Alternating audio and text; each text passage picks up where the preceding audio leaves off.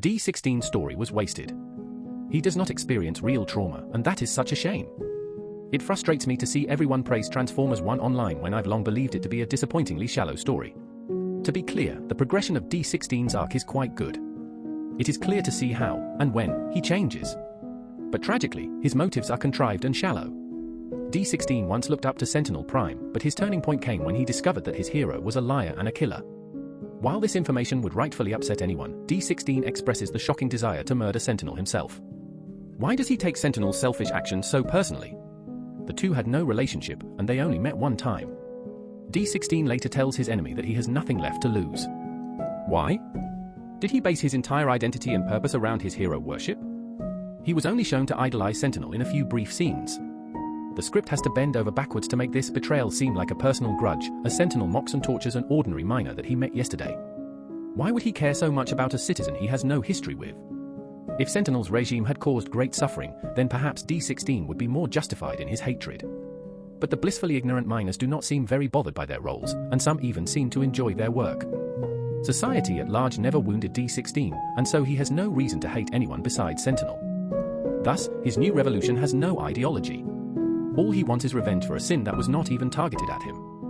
Megatron attacks the city in the film's climax, not because he hates the elite, but simply because it is Sentinel's city. He was scorned by his celebrity crush, and every other citizen is apparently guilty by association. By contrast, Orion claims that murder is wrong, for reasons unexplained, but he also has no problem brutally slaughtering Sentinel's guards by the dozen during action scenes. It gets even worse when you consider social structure in reality. Just like D16, we all serve governments that only pretend to care about us.